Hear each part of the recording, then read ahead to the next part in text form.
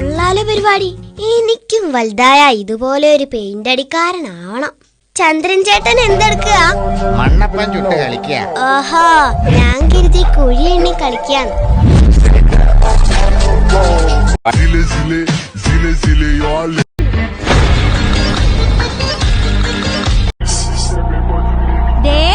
വേണ്ടേ, എന്റെ കാലിൽ ചെരുപ്പുണ്ട്.